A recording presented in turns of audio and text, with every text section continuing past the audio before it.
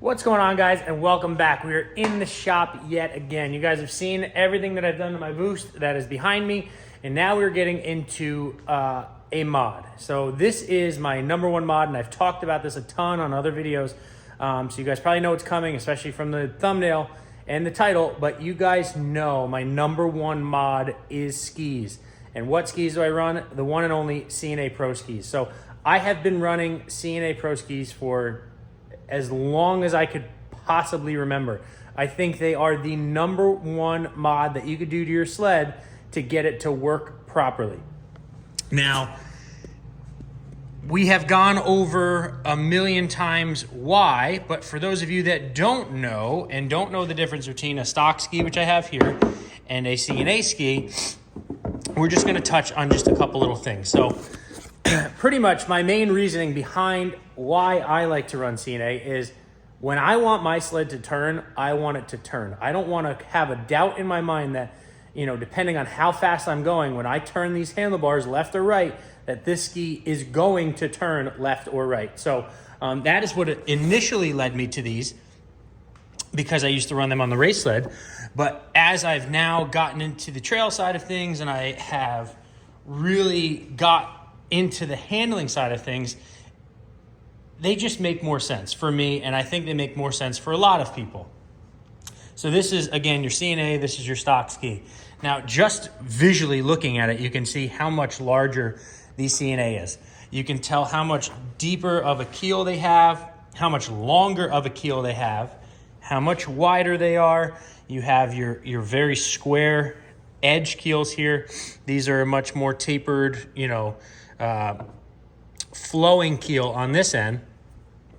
And honestly, it really just comes down to these bite harder in the quarters. So this is a XCS ski. They have a bunch of different options. Me and Bruce have actually gone through all of them before. They have very aggressive ones. They have somewhat aggressive ones. They have, you know, just a step above the factory, which again, this is your pro steer ski. So a step above that would probably be an XPT. It is not as aggressive as your XCS. It's just like a step above your stock ski, but still gives you, in my opinion, more side bite. But I go with the XCSs. I have tried all of them, and this fits my riding style and what I like to do the best. So that is what we go. And big shout out to C&A Pro Skis for supporting me from day one. You guys are rock stars, and I greatly, greatly appreciate it from the bottom of my heart, everything that you do for me and Bruce. So on top of the ski just being more aggressive, giving you more bite, giving you more side bite, giving you more feedback to you, they're also more durable. I mean, again, just by visually looking at these, you guys can see that there is quite the difference from your stock little flimsy ski to this beefy mammoth of a ski. I have had 5,000 miles on a set of skis, and it looked like they were brand new. You know, you're obviously going to get your scuff marks on the bottom, but they are just far none the best ski out there, hands down, in my opinion. So I'm not going to get too far into that. For the people that want to order a set and don't know kind of what comes with it, this is what we're here to talk about. So again, this is just your ski. When you go online and you find just the ski, this is just what you're getting, okay? It's just the ski and the handle, okay? There's no mount kit because you cannot use your factory mount kit with them. Obviously, you'll see that the rubber is very different. So as you can see, the rubbers that come with the setup is completely different. So with a mount kit, and if you guys are wondering what mount kit you guys need for your Polaris sleds, if you want to put them on a matrix, this is the part number. Mounting kit Polaris 2012 and newer. So in this, you'll get ski rubbers, you'll get bolts, you'll get the bushings that press in, which we're going to get into here in a little bit, and the washers that go on the outside. So again, you'll need a mounting kit to go with this. So the other big plus about running C&A skis is this ski rubber. So you see how tall that back is? So that always goes in the back. So the tall goes in the back because what that's going to do is that's going to give the ski a lot of heel pressure.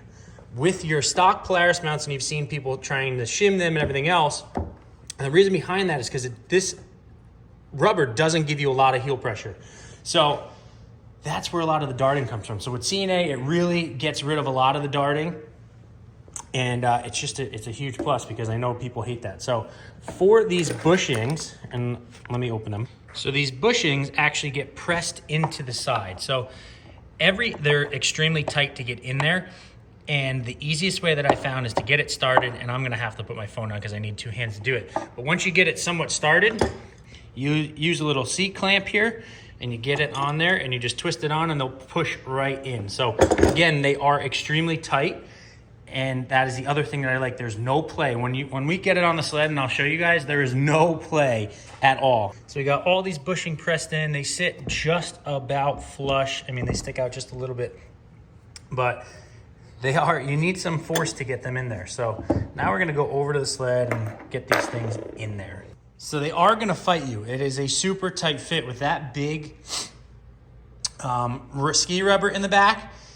It's brutal. The hardest I ever did was on them. Those C&As, they were miserable to get on. So you just gotta fight with it. You might have to get a board to put under one side or the other just to get it even remotely in there, but it'll go. They fit. I promise you they fit. So once you get them on and all tightened up, which they are 2 17mm bolts, you can really see how much heel pressure that rubber puts in them.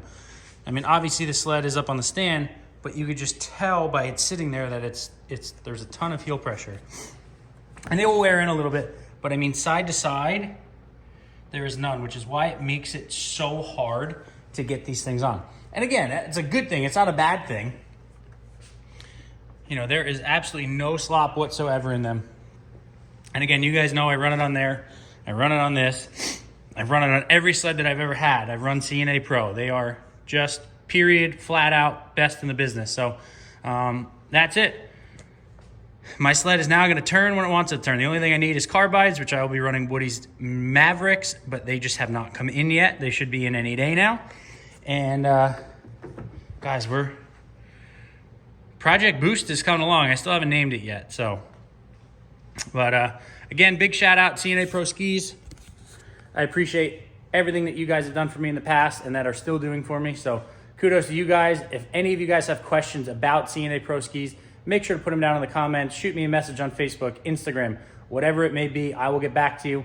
And of course, go to 322 Threads and get all of your merch to support the channel. And that's going to do it for this video, guys. Make sure to like, make sure to subscribe, and I'll see you guys in the next one.